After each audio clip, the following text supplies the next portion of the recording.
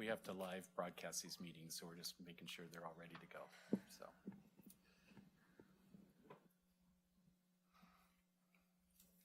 Excellent. All right. Welcome to the September 19th regular meeting of the Sherwood City Council. Should be a fun night. We got, well anyways, let's just jump right into it. If we could all rise for the Pledge of Allegiance. I pledge allegiance to the flag of the United States of America and to the republic for which it stands, one nation, under God, indivisible, with liberty and justice for all. All right, thank you. Sylvia, roll call.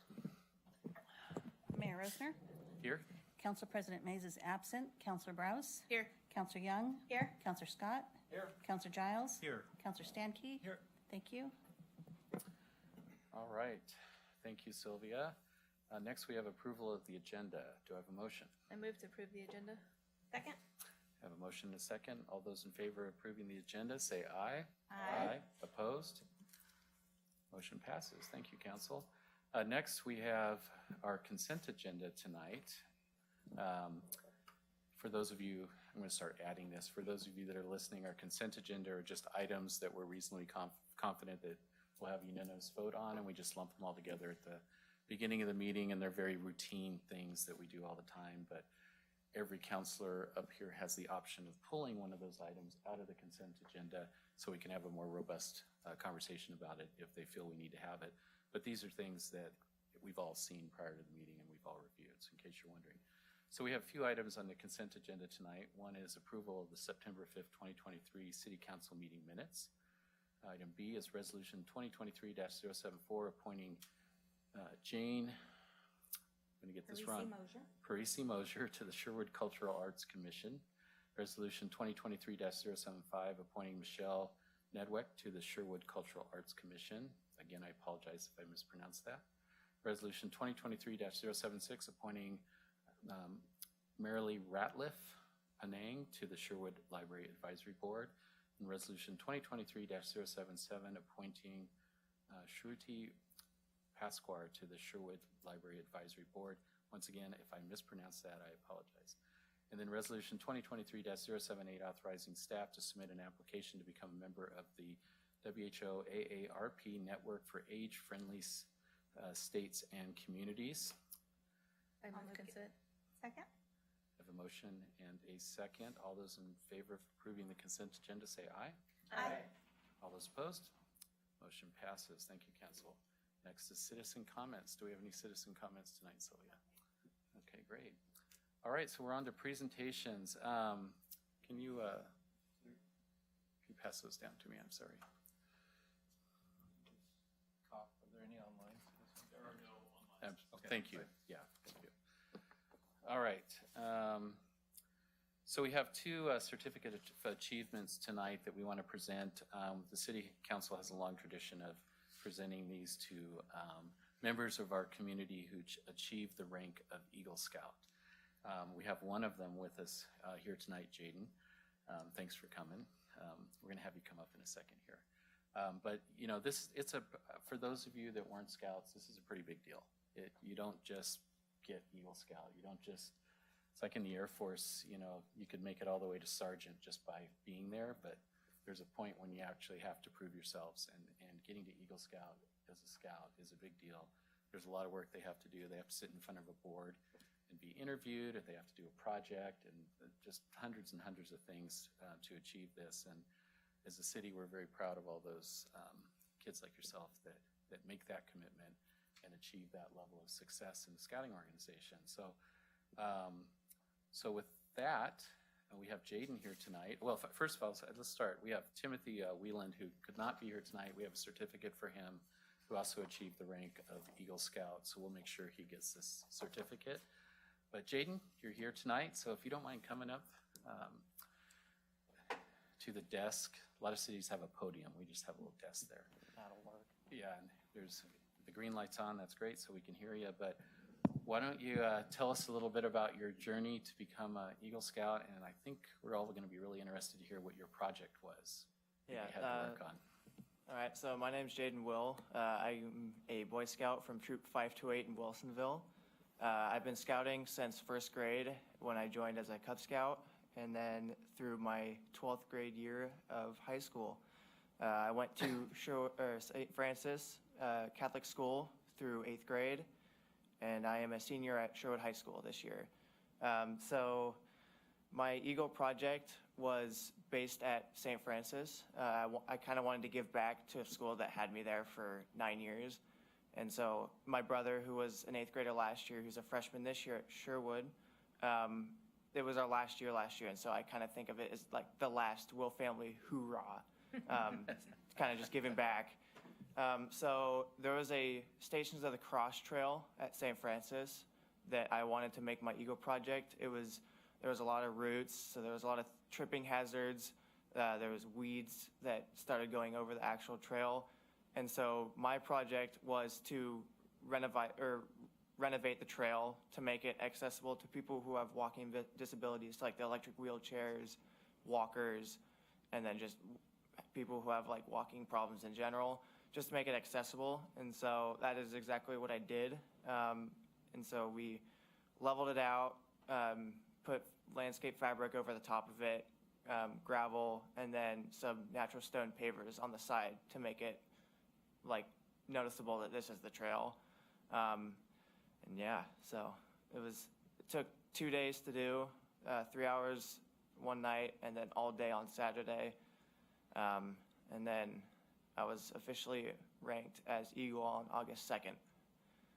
So. Amazing. I have a question. I'm sure there's a lot of questions, but I have a question.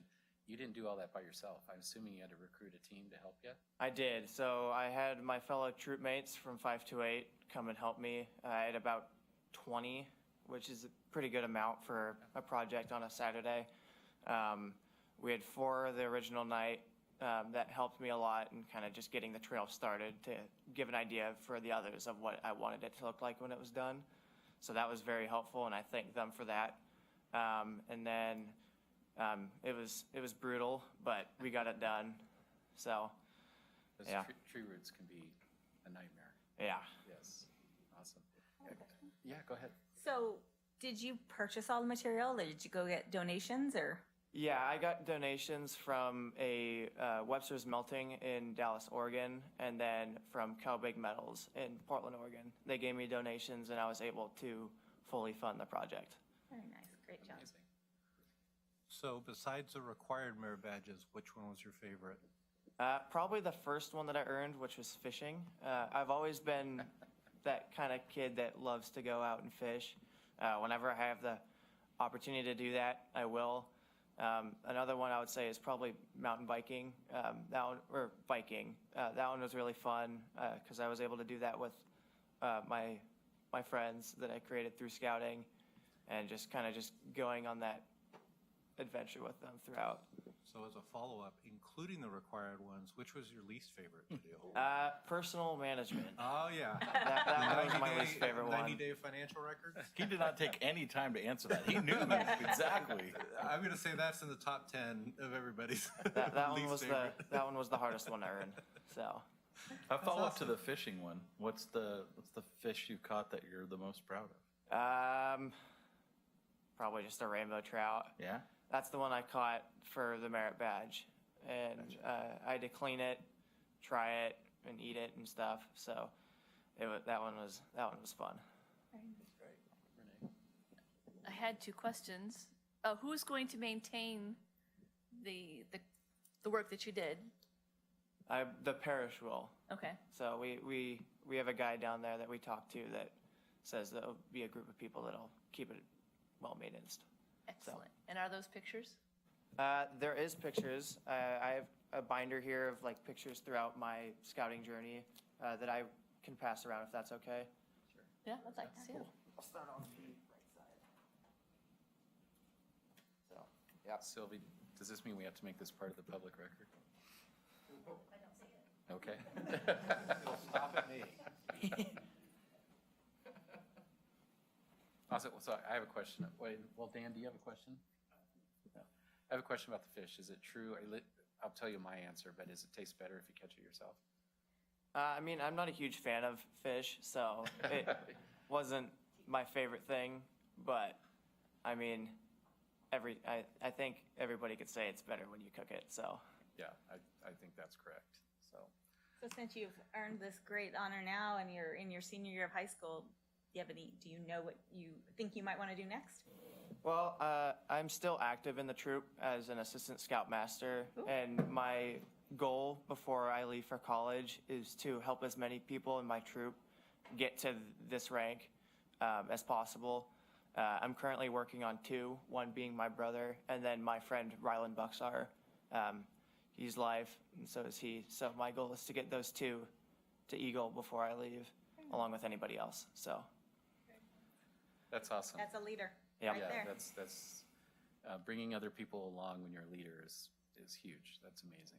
So, well, awesome. Go ahead. I just wanted to comment that those are really cool kicks. Oh, they are.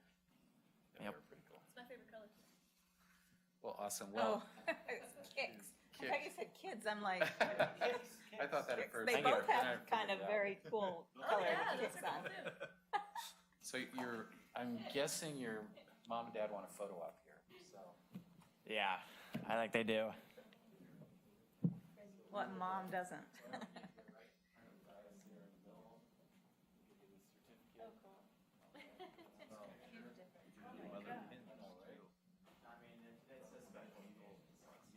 I hope they maintain it. That's way too much work. That's a good name. We'll be seeing you up here, I guess, before too long.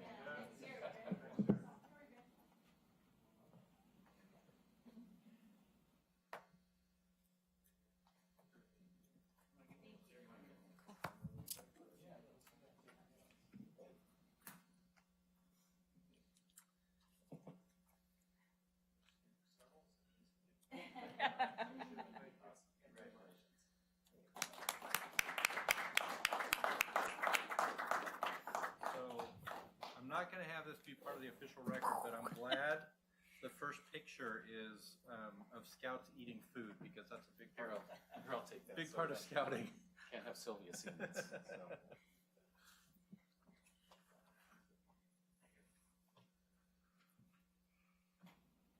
You're more than welcome to stay for the rest of the meeting or, or not. I was gonna say, we'll be short. We're going to be talking about a ordinance to approve a zoning change under our land use. So if that excites you, feel free to stay and listen. All right. That was fun. Excellent. Congratulations again. All right, so we're going to move on to public hearings, and we have one tonight. Sylvia, do you want to read us into the public hearing? The Sherwood City Council will hold a public hearing this evening to receive testimony on ordinance 2023-009, approving a zone change and conditional use permit for the Sherwood Family YMCA property, tax lot 9100 of Washington County, Assessor Map 2S131CB.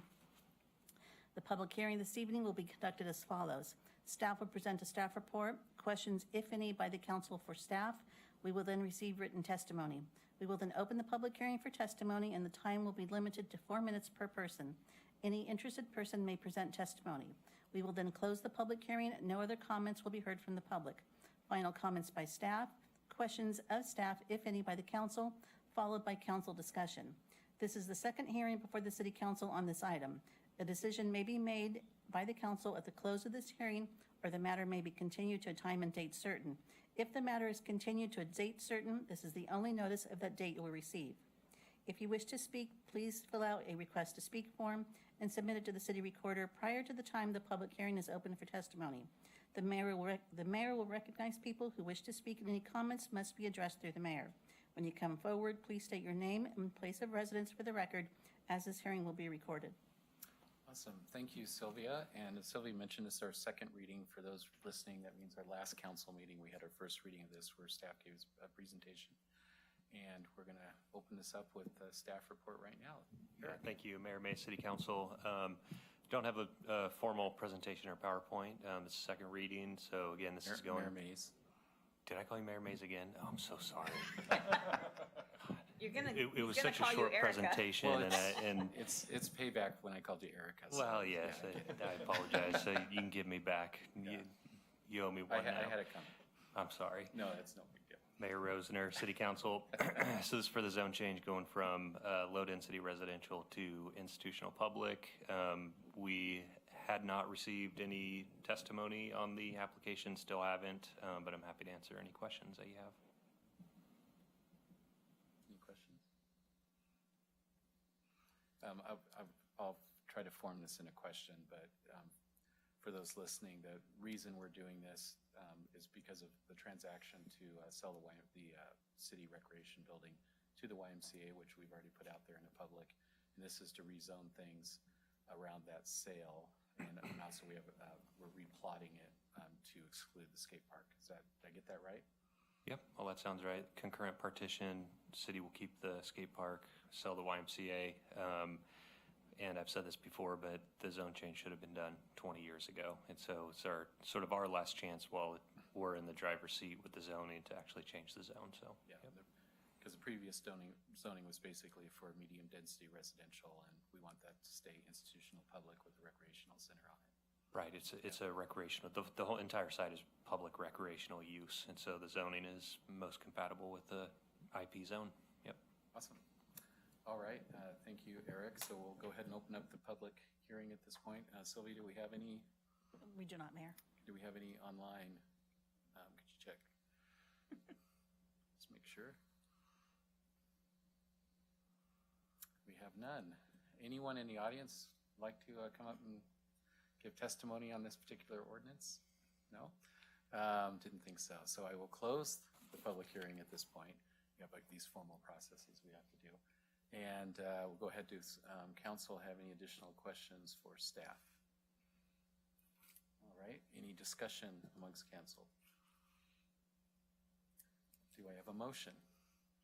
I would read, caption, and adopt ordinance 2023-009, approving a zone change and conditional use permit for the Sherwood Family YMCA property, tax lot 9100 of Washington County Assessor Map 2S131CB.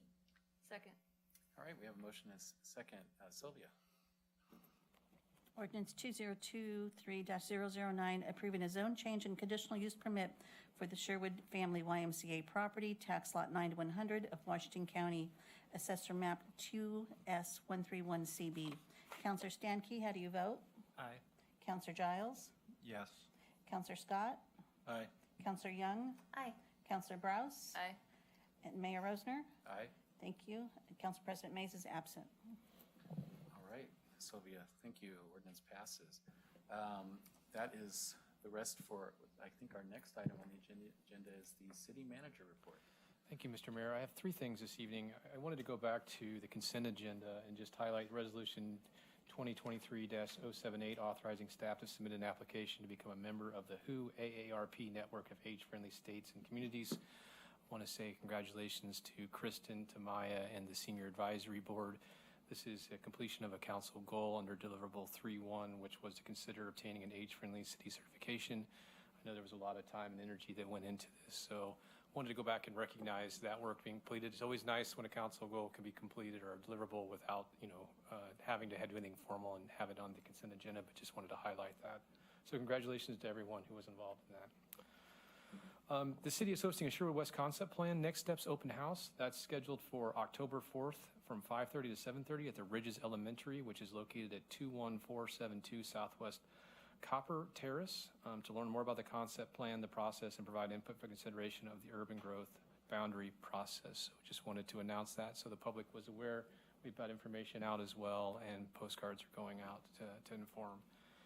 I'd also, and this is, I'm blessed and honored to be able to share with you that Bruce Coleman has received the Greater Portland Champion Award, awarded to a member of the community who advocates for economic development and has a track record of creating positive economic outcomes for their community.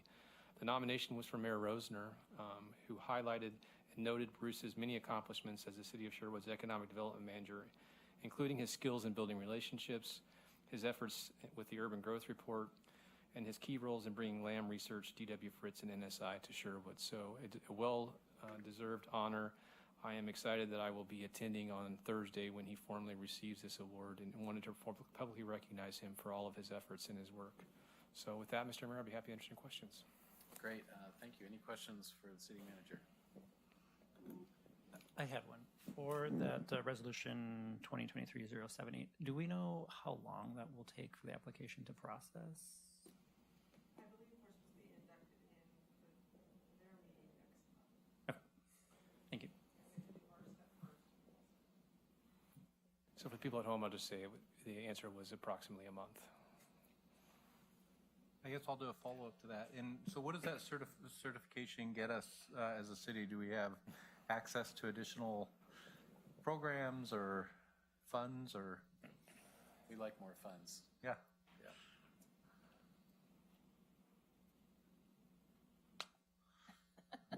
Geez, that's hard to push. All of the above. Really resources, and definitely qualifies us for more funding, more grants, looking at ADA improvements, sidewalk improvements, other programs at the senior center. So just opens up the doors. Yeah, and more importantly, it's creating a better livability situation for the seniors in our community. Yes. It's awesome. Great. Good job. Thank you. Thank you, Chris. Yeah, I would just comment on that too. I mean, it's interesting because we just had a work session where we talked about how do we engage youth and local government in our city, and we're capping that off with enhancing our ability to engage our older and wiser portion of our community. So I think that's awesome. Both ends of the spectrum. Yeah, both ends. But we already have you. Oh, which one am I? Am I the old one or the young one? Please You're say the young. older and wiser. Older and wiser, okay. That's Nice. amazing.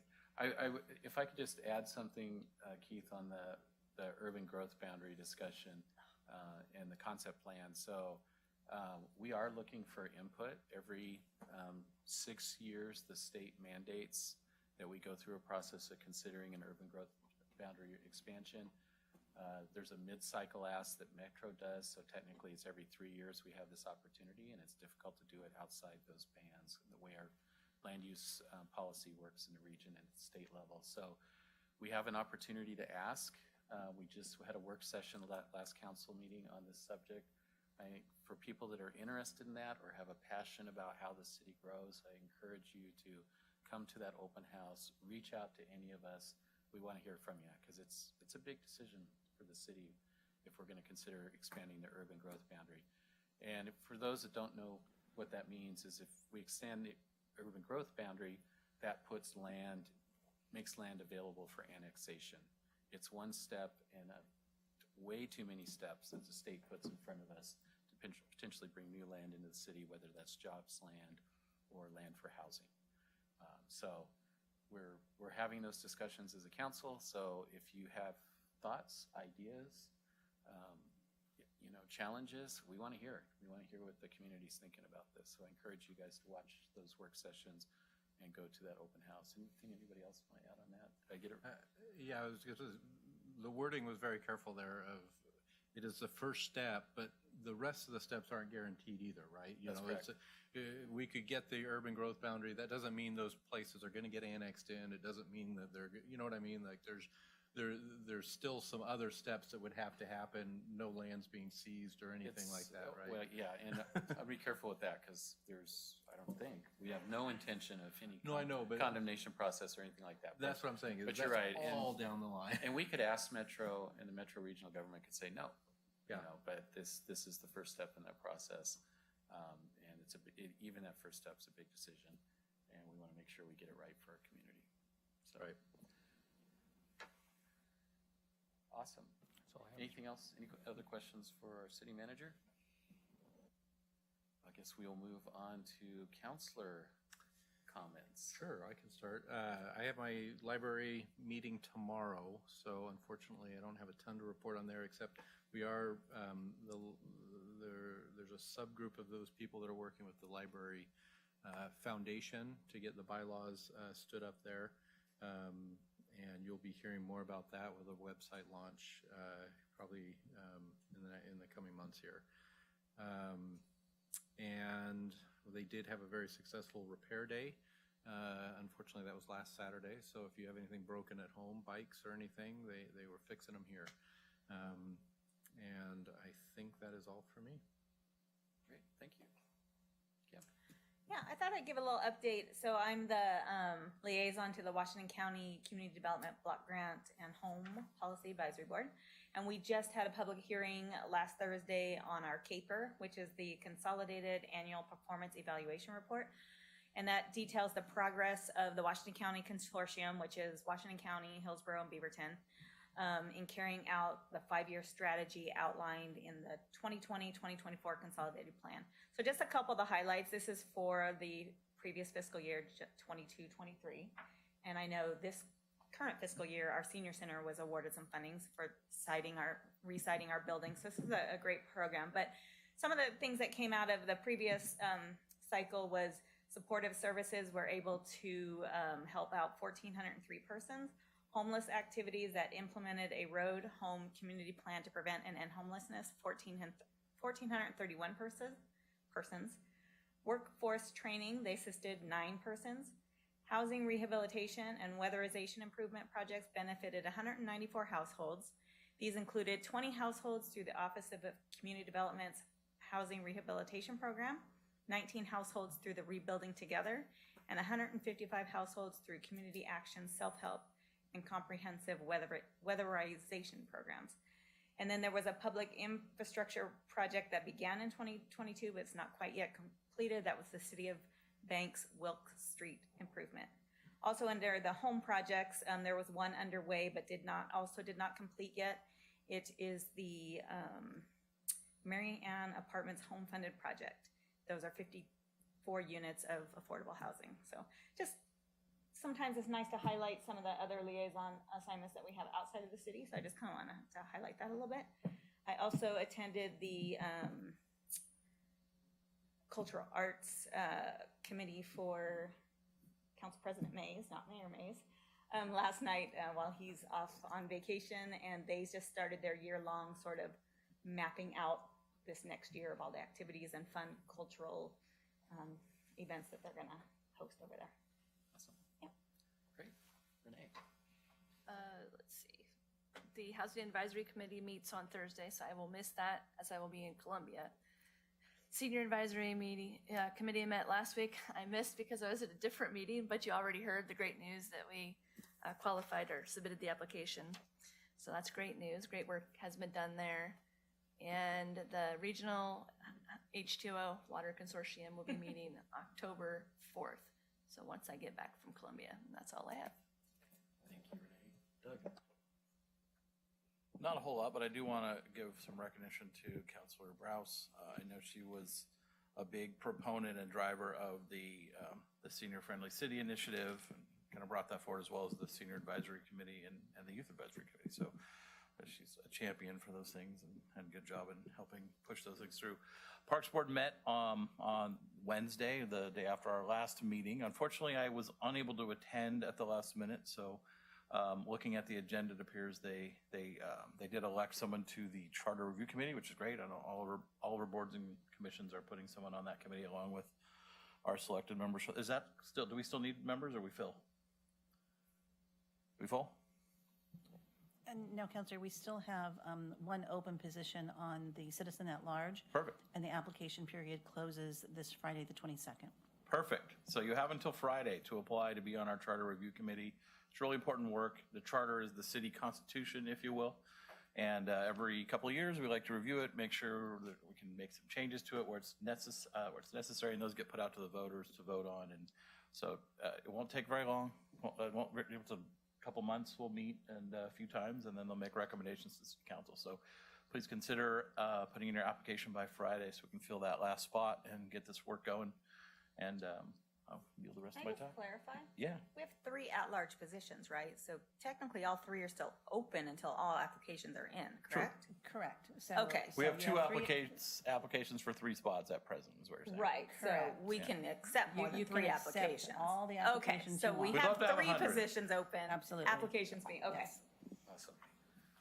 Good clarification. I know, I thought Thank we'd you. already filled 2. Where did I miss that? Awesome. Thank you, Doug. Dan? The Planning Commission met last Tuesday, and they approved a major modification to the Chevron station on 99.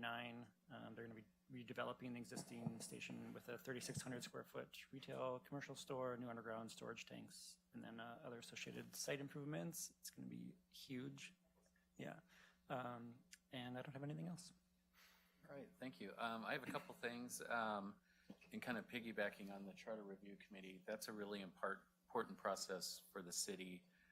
Oregon is what's called a home rule state, as opposed to a Dillon's rule state. And what that means, a home rule state is anything that's not in the state constitution, delegated as powers to the state legislature, is technically delegated to cities, right? Whereas a Dillon rule state, it's the opposite. The legislatures tell the cities what they can and can't do.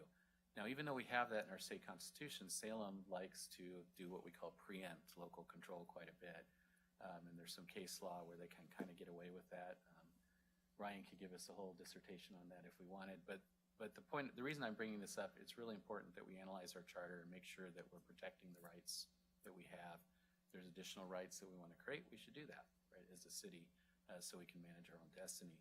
As a part, and the other side of that, kind of, it's a nice segue, is a lot of my time is spent as mayor, at least, advocating in the region and advocating in Salem and in partnership with the League of Oregon Cities, the collective voices of council, things that we need, fighting legislation we don't like, promoting legislation we like. So some things going on in meetings I had this week. The Washington County Coordinating Committee met, which is basically the mayors in Washington County. We advise the county commissioners on a lot of issues, and we had some great presentations on Metro's regional transportation planning process and where that's going, how that lines up with some of the tolling stuff that the state is still trying to do. Long story short on that is there was a recognition that the current regional transportation plan process that Metro goes through is really just a list of projects that cities identified that get qualified, that we send to Metro so Metro can get qualified to spend federal dollars. But what we really don't do is plan what are the region's transportation requirements for 5, 10, 15, 20 years. How do we move people from where they work to where they live and vice versa, and make sure that we're planning into the future, because decisions we make today are going to impact us in 15 to 20 years. So there's a lot of conversations going on amongst the mayors and at Metro on the, segueing into another meeting is Metro Policy Advisory Committee, which I sit on, which advises Metro on policy. We're also having conversations about the same thing, and what's best for the future of our region, not just our community. That's really important. And we also talked about tolling, and there's a lot of conversations in Salem around tolling right now, and a lot of oppositions from cities right now on how Salem is looking at raising revenue. So we're working with the different policy groups and stuff to see if we can't get some reasonableness. That's the word I'm going to use in terms of how that's done and how we fund transportation in our state. Personally, I don't believe tolling is the option, but we do have a lack of funds for transportation, so we have to deal with that. So I covered WCCC, MPAC. I also had a meeting with the League of Oregon Cities Internet and Telecom Policy Committee. We're really focused on advising the state. We have about $698 million in broadband infrastructure coming into the state over the next 5 years. So I'm trying to figure out how to best advise the state on how to best spend that to make sure we have broadband access, especially in our rural communities that don't have access in that. And for those of you who don't know, Sherwood Broadband already does a great job of that. Not only are we bringing fiber to the home for our residents, but we're also pushing fiber out into the rural areas for areas that haven't had those services before. And then I had another meeting, the Oregon Broadband Advisory Council, which I chair, which is doing similar work with the Oregon Broadband Office on how to roll out those dollars. And I could go in a lot of detail if anyone's interested in giving me a call on that, but it's a lot of minutia. But I think that's all I have tonight. So with that, I'm done, unless there's anything else anyone else wants to talk about. No? Dan, did you have any updates that you want to give? I don't want to put you on the spot, but I didn't mention you earlier, so. I do not. Thanks for asking. Okay, Awesome. All right, well, that is it. We are done. I'm going to adjourn the meeting. Thank you, everybody.